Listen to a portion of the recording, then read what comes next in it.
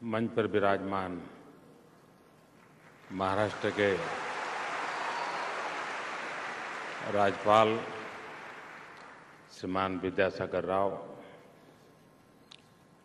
महाराष्ट्र के जनप्रिय मुख्यमंत्री और जिन्होंने गौरव से कहा कि वो आपके हिस्सेदार हैं, उनके पास भी सनद है, मेरे मित्र श्रीमान देवेंद्र फडणवीस जी, केंद्र में मंत्रिपरिषद के मेरे साथी श्रीमान सदानंद जी, सुप्रीम कोर्ट के न्यायमूर्ति आदरणीय शरद राव, मुंबई उच्च न्यायालय के मुख्य न्यायाधीश आदरणीय मोहित भाई और इस एसोसिएशन के चेयरमैन श्रीमान राजीव चौहान जी, सभी आदरणीय जजीज, बार के सभी मित्रों,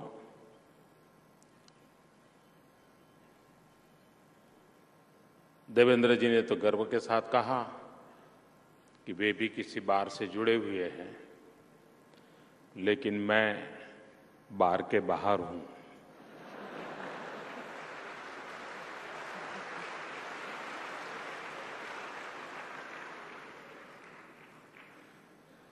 लेकिन बार की बाहर का लाभ मिलता रहता है।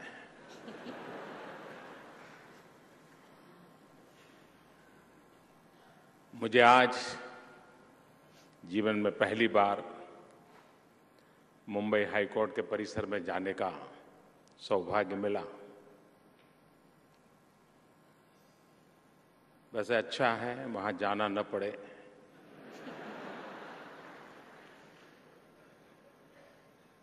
और वहां एक म्यूजियम का लोकार्पण करने का अवसर मिला। मैं मोहित भाई और उनकी पूरी टीम और विशेष करके श्रीमान जयकर जी को हृदय से अभिनंदन करता हूं कि उन्होंने एक उत्तम काम किया है।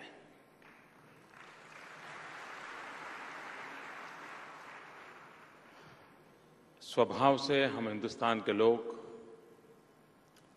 हिस्ट्री कॉन्शियस नहीं है। हो सकता है हमारी मूलभूत आध्यात्मिक फिलॉसफी का प्रभाव रहा होगा, लेकिन हिस्ट्री कॉन्शियस न होने के कारण हमने बहुत कुछ गंवाया है। ये एक छोटा सा प्रयास भी, जो भी उस म्यूजियम को देखेगा उसको भारत की न्याय परंपरा की अनेक अनेक पहलू, इस परंपरा से जुड़े हुए मनीषी और इस व्यवस्था से किस प्रकार से कहां से प्रारंभ हुआ, कहां तक पहुंचे, उसकी पूरी यात्रा का एक छोटा सा प्रयास है। मैं जरूर चाहूंगा कि भविष्य में खास करके लॉ के विद्यार्थी उस म्यूजियम को देखें, बारीकाई से उसको समझने का प्रयास करें और अपने आप को भी उस गौरवपूर्ण परंपरा में कभी न कभी कदम रखने का अवसर मिलने वाला है और कितना बड़ा दायित्व है उसका एहसास करें। तब मुझे लगता है कि जिस क्षेत्र में वो जा रहा है, जिस प्रोफेशन में जा रहा है, उस प्रोफेशन की क्या ऊंचाई है, कितनी महान परंपरा है, कितने श्रेष्ठ जनों का उसमें योगदान है, उसके साथ वो अपने आप को जोड़ सकता है। और उस अर्थ में मैं समझता हूं कि ये प्रयास अभिनंदनीय है। मैं प्रार्थना करूंगा कि इसका कोई डिजिटल वर्जन भी बने और ये प्रदर्शनी ऑनलाइन भी किसी को देखना हो, समझना हो तो शायद काम आए।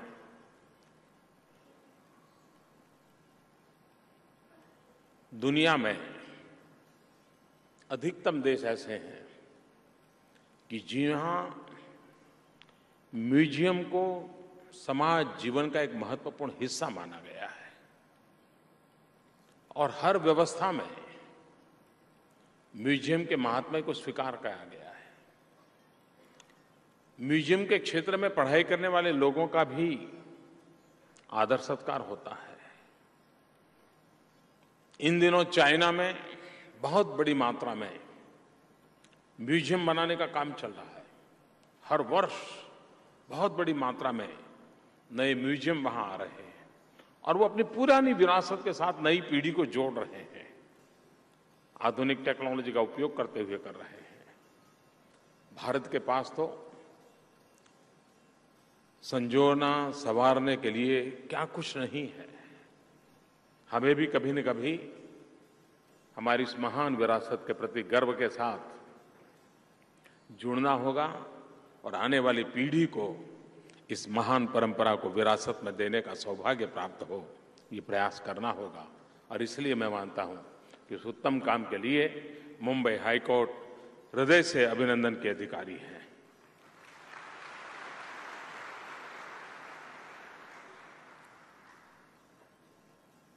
बार एसोसिएशन के 150 साल एक छोटा कालखंड नहीं है, कितना बड़ा कालखंड है। मैं नहीं जानता हूं कि इस पूरे वर्ष भर क्या क्या कार्यक्रम हुए, किन किन चीजों को प्रस्तुत किया गया, लेकिन 150 साल का इतिहास अपने आप में कितनी बड़ी घटना होगी। कैसे कैसे बदलाव आए होंगे, कैसे कैसे ठहराव आए होंगे, कैसे कैसे उतार चढ़ाव आए होंगे। अगर उसको एक हिस्ट्री के रूप में बार में तैयार हुआ होता या किया होगा तो मेरी तरफ से बधाई। लेकिन ये विरासत छोटी नहीं है। और मैं देख रहा था कि शरद राव इतना रिसर्च करके आए थे और इतनी गहराई से कब शुरू हुआ, कैसे शुरू हुआ, कितने कितने लोग उसमें जुड़े, और एक एक नाम सुनते कितना गर्व होता है। और आप भी कह सकते हैं मैं उस बार में हूं जहां कभी महात्मा गांधी हुआ करते थे, मैं उस बार से जुड़ा हूं जहां कभी सरदार वल्लभ भाई पटेल जुड़ा करते थे। आप कल्पना कर सकते हैं ये अपने आप में कितनी बड़ी गर्व की बात होती है। और यही चीजें हैं जो व्यक्ति के जीवन में प्रेरणा देती है। कभी कोई लेबर यूनियन बनाए तो समझ सकते हैं कि कुछ मांग करने के लिए होगा, लेकिन 150 साल पहले इस लीगल प्रोफेशन का एसोसिएशन क्यों बनाया गया होगा? ये यूनियन तो है नहीं, हमारी मांगे पूरी करो, फलाना फलाना मुर्दाबाद, ये तो कोई आपका क्षेत्र नहीं है। मैं अनुमान करता हूं, मेरा कोई अध्ययन नहीं है, शरद राव उस पर ज्यादा अच्छी तरह प्रकाशित कर सकते हैं। मैं अनुमान करता हूं कि उस समय के जो महापुरुषों ने इस कल्पना को किया होगा, उसके मूल में ये प्रोफेशन के लोग मिल करके क्वालिटेटिव चेंज के लिए डायनेमिक रूप से किस प्रकार से निरंतर काम करते रहें, अपने आप को वेल इक्विप कैसे कर सकें और अधिक ज्ञान को जुटाने के लिए सामूहिक चिंतन मनन का अवसर कैसे प्राप्त हो, वो एक उत्तम आदर्शों को लेकर के इस परंपरा का प्रारंभ हुआ होगा। अकेले अगर वकील होते, कोई वकालत करते होते, तो शायद देश को जितने उत्तम महापुरुष मिले बार में से, वो शायद न मिले होते। ये इतने महापुरुष इसलिए मिले होंगे कि सामूहिक रूप से न्याय और अन्याय की बहस हुई होगी, देश ने गुलाम क्यों रहना चाहिए इसकी चर्चा हुई होगी, भीतर एक आग पैदा हुई होगी और तभी सनत को छोड़ करके जो औरों को जेल जाने से बचाना के लिए जिंदगी खपा रहे थे, खुद ने जेल में जिंदगी गुजार करके देश को आजादी दिलाने के लिए जिंदगी खपाई। ये छोटी बात नहीं होगी। और देश के आजादी के आंदोलन को हम देखें, दो लोगों का सबसे अधिक उसमें कंट्रीब्यूशन नजर आता है। दो परंपरा से जुड़े हुए लोग, एक लीगल प्रोफेशन से आए हुए लोग और दूसरे शिक्षा के क्षेत्र से आए हुए लोग। इन दो क्षेत्रों से आए हुए लोगों ने आजादी के आंदोलन का नेतृत्व किया, आजादी के आंदोलन को ताकत दी। हम कल्पना कर सकते हैं कि उस समय जब अंग्रेजों का जुल्म चलता होगा, अगर लीगल प्रोफेशन के लोग हिंदुस्तान के सामान्य नागरिक के साथ कंधे से कंधा मिलाकर के नहीं खड़े होते, तो इस युद्ध में कौन उतरता? आजादी की लड़ाई के लिए जो सैनिक निकले होंगे, उनको भी एक बात का भरोसा रहा होगा कि अंग्रेज सल्तनत अगर गलत भी करेगी तो यहां का बार एसोसिएशन है, यहां के वकील हैं, वो मेरे लिए लड़ मिलेंगे और मुझे बचाएंगे। ये भाव पैदा हुआ। यानी आजादी की जोत को जलाए रखने में इस प्रोफेशन के लोगों के लिए बहुत बड़ा योगदान किया होगा। उस महान विरासत से जुड़ी हुई ये परंपरा है। और उसके 150वीं जयंती के समापन समारोह में आने का मुझे अवसर मिला है। आपने जब प्रारंभ किया था तब राष्ट्रपति जी आए थे। प्रारंभ किया था तब सरकार एक थी, समापन हो रहा है तब सरकार दूसरी है। उधर भी दूसरी है, यहां भी दूसरी है। लोकतंत्र की यही तो विशेषता है।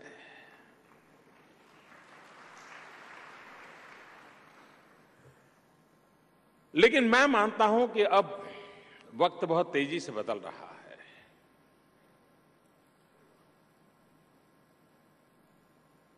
एक 150 के बाद का बार का रूप रंग क्या हो, उसका एजेंडा क्या हो, उसकी गतिविधियां क्या हो, उस पर कभी न कभी गंभीरता से सोचना चाहिए, ऐसा मुझे लगता है। आज देश में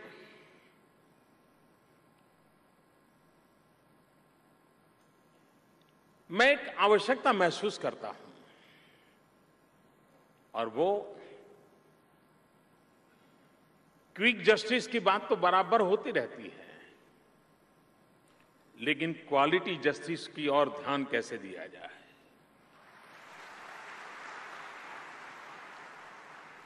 और क्वालिटी जस्टिस जुडिशरी का जिम्मा नहीं है।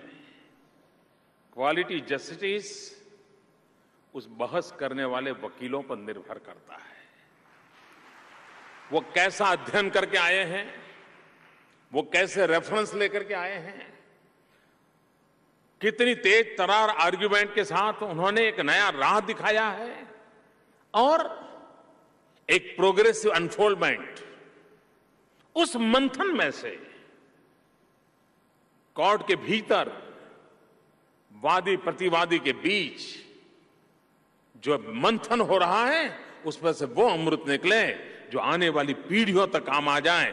और तभी तो आपने भी देखा होगा, आप दुनिया के कई देशों के जजिस के जजमेंट को कोट करते होंगे, किसी और देश का होगा कोट करते होंगे। मैं तो कभी कोर्ट में गया नहीं, मैं वकील रहा नहीं, लेकिन ऐसा करते ही होंगे। और इसलिए आप सामने वालों को कन्विंस करते होंगे कि ये परंपरा रही है, दुनिया में ऐसा माना गया है, उस समय ऐसा किया गया होगा। ये सारी जो प्रोसेस हैं वो क्वालिटी जस्टिस के लिए काम आती है। और क्वालिटी जस्टिस शासकों के लिए भी एक प्रकार का सीमा चिन्ह बन जाता है। एक बार, और मैंने देखा है कि हमारे यहां संसद में या विधानसभा में भी चर्चा होती है तो कोर्ट के जजमेंट को कोट किया जाता है, किए गए आर्ग्यूमेंट्स को कोट किया जाता है, रखे गए कोटेशंस को रखा जाता है। क्यों? क्योंकि हर कोई अपनी बात को ताकत से रखना चाहता है। आज जब डिजिटल वर्ल्ड है, हमारा पूरे लीगल प्रोफेशन की पूरी व्यवस्थाएं आज डिजिटली सारी चीजें अवेलेबल है। हम उसे उपयोग कैसे करें, उसको कैसे हम ताकतवर बनाएं। एक जमाना था, गांव में एक वैद्यराज होता था, पूरा गांव स्वस्थ रहता था। आज शरीर के हर अंग के लिए डॉक्टर हैं, बाईं आंख के लिए डॉक्टर अलग, दाहिनी आंख के लिए अलग, ऐसे भी हैं। जिस प्रकार से मेडिकल प्रोफेशन में इतनी बारीकी बढ़ती गई है, इतना स्पेशलाइज सब्जेक्ट बढ़ते गए हैं, मैं देख रहा हूं लीगल प्रोफेशन में भी अनेक विविधताओं से भरी स्पेशलाइज की दिशा में ये जाने वाला है। और इसलिए ये बार का काम रहेगा, क्योंकि सब लोग एक ही प्रकार की डिग्री लेकर के आते हैं, एक ही प्रकार की यूनिवर्सिटी से आते हैं और वही पुराने सिलेबस से गाड़ी चलती है। लेकिन बार का काम बनता है वो समयानुकूल डिबेट रखते हुए, सेमिनार करते हुए, वर्कशॉप करते हुए अपनी इस पीढ़ी को एक्सपर्टाइज की ओर कैसे ले जाए। आज से कुछ साल पहले आईपीआर के लिए किसको लड़ना पड़ता था? इंटेलेक्चुअल प्रॉपर्टी राइट के लिए शायद आज आए दिन जंग होता रहता है। और जब तक एक्सपर्टाइज नहीं होगी तो आईपीआर की लड़ाई हम कैसे लड़ेंगे? कोई एक जमाना था, अपने गांव के मुद्दे रहते थे या अड़ोस पड़ोस के रहते थे या दो व्यापारियों के रीत रहते थे। आज सारी दुनिया बदल चुकी है। वैश्विक परिवेश में हमें काम करना पड़ रहा है और इसलिए अंतरराष्ट्रीय कानूनों से सीधा सीधा संबंध हो न तो भी रेफरेंस अनिवार्य बन गया है। आपके सर लिटिगेशन के साथ वो जुड़ा हुआ है। क्राइम की दुनिया पूरी तरह बदल रही है।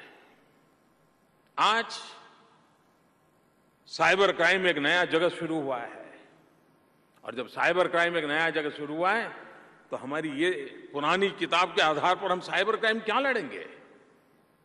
किस तरीके से हम सबूत लाएंगे? और तब जाकर के फॉरेंसिक साइंस से हमारा परिचित होना समय की मांग बनी है। मैं जब गुजरात में था, हमने एक फॉरेंसिक साइंस यूनिवर्सिटी बनाई थी। दुनिया में एकमात्र फॉरेंसिक साइंस यूनिवर्सिटी है और जजेज वहां पढ़ने के लिए आते थे, बार के मित्र वहां पढ़ने के लिए आते थे रेगुलरली, क्योंकि उन्हें मालूम था कि आने वाले दिनों में जस्टिस की प्रोसेस में फॉरेंसिक साइंस एक बहुत बड़ा रोल प्ले करने वाला है। आज इकोनॉमिकल ऑफेंसेस बढ़ रहे हैं। एक बहुत बड़ा क्षेत्र फाइनेंशियल वर्ल्ड से जुड़े हुए लिटिगेशंस का बन गया है, उसकी स्पेशलाइज होने वाली है। और उस अर्थ में पूरा लीगल प्रोफेशन एक नए रंग रूप को सज रहा है और बार में वो ताकत होती है कि इसको अधिक सक्षम कैसे बनाएं। अपने बार के साथियों को जगत में इस प्रकार के लोग जानते हो, हर महीने बुला करके उनसे सुन करके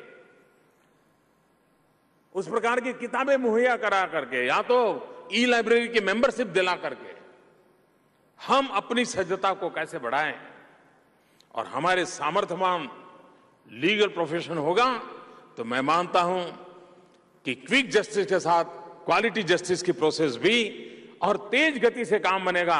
और जब इतनी बारीकाई से होगा तो लिटिगेंट कोई भी क्यों न हो, हार जीत किसी भी क्यों न हो, लेकिन कम से कम संतोष जरूर होगा। और आखिरकार इस व्यवस्था पर विश्वास तब बना रहता है कि जब हारने वाले को भी संतोष हो कि चलिए भाई, मैंने अपनी पूरी ताकत लगाई, मेरा नसीब ऐसा था। कम से कम विश्वास तो बना रहता है। अगर हमारी व्यवस्थाओं पर से विश्वास टूट जाता है तो व्यवस्थाएं चरमरा जाती है। और इसलिए व्यवस्थाओं में विश्वास होना, इंस्टीट्यूशनल क्रेडिबिलिटी, ये समय की बहुत बड़ी मांग होती है। और इंस्टीट्यूशनल क्रेडिबिलिटी के लिए हम जितना प्रयास करें, और ये एक जगह पे नहीं होता है। और एक क्षेत्र है जो सबसे बड़ा चिंता का है, और मैं बार के मित्रों से विनती करता हूं कि क्या आप हमारी मदद कर सकते हैं क्या? आपको हैरानी होगी, सरकार का मुख्य काम होता है कानून बनाना, लेकिन सरकार के पास कानून ड्राफ्टिंग के लिए जिस प्रकार का क्वालिटी मैन पावर होना चाहिए, मैं हमेशा कमी महसूस करता हूं। और आज जो कभी-कभी पेंडेंसी को लेकर के जुडिशरी पर आलोचना होती है कि काम नहीं हो रहा है, पेंडेंसी नहीं है, लेकिन पेंडेंसी के मूल में मुझे कभी-कभी लगता है कि हम लोग ज्यादा जिम्मेवार हैं। उन्होंने ऐसे कानून बनाए हैं कि जिसके 10 अर्थ होते हैं, और उसी के कारण समस्या बढ़ती है। हम शुरू कहां से करें? अच्छा कोर्ट का बिल्डिंग बनाएं कि पार्लियामेंट में अच्छा कानून बनाएं?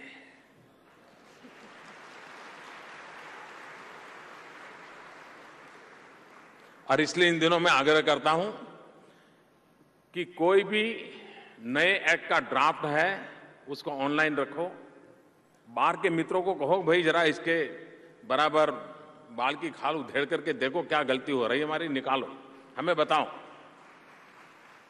तभी जाकर के एक्ट अच्छे बनते।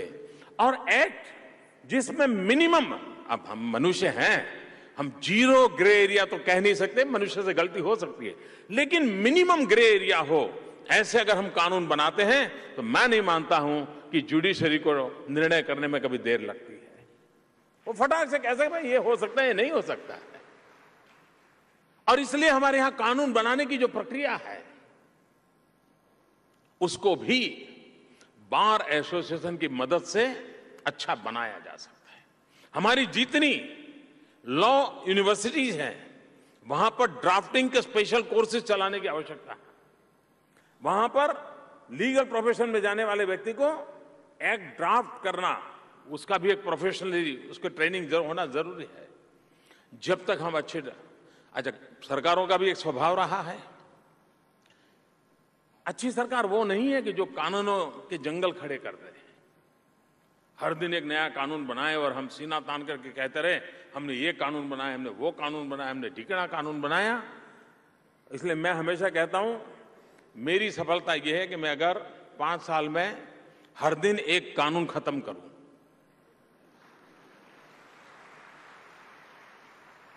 और मुझे खुशी है कि मेरी 5 साल का जितना कोटा है वो मैंने पहले 8 महीने में पूरा कर दिया है।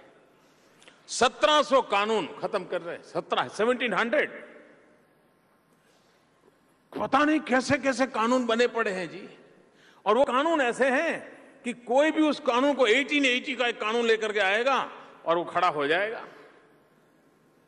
और वो 2-6 महीने कोर्ट के खराब करता रहेगा। ये भी पूरी तरह व्यवस्था में बदलाव हम लगे हैं। और मैं मानता हूं कि इसको मैंने अभी मुख्यमंत्रियों से राज्य में भी कहा, मैंने कहा भाई ये बहुत हो गए, आप कुछ कम करो। जितने कानून कम होंगे उतनी न्याय की सुविधा बढ़ेगी। कानूनों के जंगल से न्याय पाना कभी कभी कठिनाई हो जाती है, और इसलिए कानून सरल हो, कानून सामान्य मानवीय को विश्वास में देने वाला हो और निष्पक्ष भाव से बना हुआ हो, तो सरकारों की भी ये जिम्मेवारी है। और जैसे हमारे लॉ मिनिस्टर कह रहे थे कि बार, जुडिशरी एंड द गवर्नमेंट, ये तीनों का फंक्शनिंग अगर एक समान रूप से चलता है और सही डायरेक्शन में चलता है तो फिर देश को परिणाम मिलता है। उन परिणाम की प्राप्ति करने के लिए हम आगे बढ़ना चाहते हैं। हम इन दिनों सारा विश्व का ध्यान भारत की तरफ है। हम पिछले कई वर्षों से सुनते आए हैं कि 21वीं सदी एशिया की सदी है, और हम ये भी देख रहे हैं कि दुनिया के लोगों को आर्थिक गतिविधि के लिए एशिया की तरफ ध्यान केंद्रित हुआ है, और पिछले कुछ महीनों से भारत के प्रति आकर्षण बढ़ा है। भारत के प्रति बड़ी आशा भरी नजर से दुनिया देख रही है। कारण क्या है? आप बार मित्रों को जानकर के खुशी होगी, विश्व भारत पर भरोसा इसलिए कर रहा है कि दुनिया के लोगों को हिंदुस्तान की न्याय प्रणाली पर विश्वास है। उनको लगता है कि भाई मैं पूंजी निवेश करूंगा तो भारत में डेमोक्रेटिक सिस्टम है, भारत में कानून का शासन है और भारत की जुडिशरी सिस्टम है, जहां पर कभी कुछ गड़बड़ हुई मैं दूसरे देश में जा रहा हूं, मुझे न्याय मिलेगा। आज अन्य देशों की तुलना में भारत का सबसे ताकतवर जो मुद्दा है विश्व को प्रभावित करने के लिए, वो ये है कि हमारे पास हमारी लीगल सिस्टम, हमारी जुडिशरी टोटली इंडिपेंडेंट है और दूसरा उनको आनंद आता है कि हमारी यहां न्याय प्रणाली में अंग्रेजी का महात्म्य है। उनको संतोष होता है, वरना हम अपनी भाषा में कुछ कह दें और वो बेचारा फंस जाए तो उसको विश्वास है कि भाई चलिए कम से कम उस लैंग्वेज में मैं न्याय मांग रहा हूं जिस लैंग्वेज से मैं परिचित हूं। एक ऐसी अवस्था बनी है और इसलिए भारत के आर्थिक विकास में भी सिर्फ सुशासन और सरकार नहीं, न्याय प्रणाली भी बहुत बड़ी ताकत के साथ आज विश्व में हमारी बात पहुंचाने का आधार बनी है। और इसके लिए इस सारी महान परंपरा, ये कोई एक दिन का काम नहीं है। अब तक न्याय प्रणाली से जुड़े हुए सभी लोगों ने जो योगदान किया है, इसकी प्रतिष्ठा बनाई है। किसी ने जुडिशरी में रह करके किया होगा, किसी ने बार में रह करके किया होगा, उन सबका ये योगदान आज हिंदुस्तान की भलाई के काम आ रहा है, विश्वास बढ़ रहा है। और उस अर्थ में भी मैं पूरी न्याय प्रणाली के साथ जुड़े हुए अब तक जिन्होंने काम किया है वो और आज जो काम कर रहे हैं वो, वे सब अभिनंदन के अधिकारी हैं। वो देश को कैसी ताकत कहां कहां से मिलती है, हम ये ना सोचें कि देश को ताकत कैसी एक कोने से मिलती है, एक मल्टीपल इफेक्ट होती है जिसके कारण अल्टीमेट लोगों को हम आकर्षित कर पाते हैं। और वो काम आज हो रहा है। और उस अर्थ में भी बहुत बड़ी भूमिका हमारी स्वतंत्र न्याय प्रथा परंपरा प्रणाली, जो दुनिया को हमारे बातों को स्वीकार करने के लिए एक कारण बन रही है। इन सब बातों के साथ मैं फिर एक बार, मुझे आपने बुलाया, मैं आपका बहुत आभारी हूं। और ऐसे वरिष्ठ लोगों के साथ मुझे मंच पर बैठने का मौका मिला, क्योंकि जो व्यक्ति का लीगल से कोई लेना देना नहीं, उसको मिलने का मौका मिले, ये अपने आप में बहुत बड़ी बात है। बहुत बहुत धन्यवाद।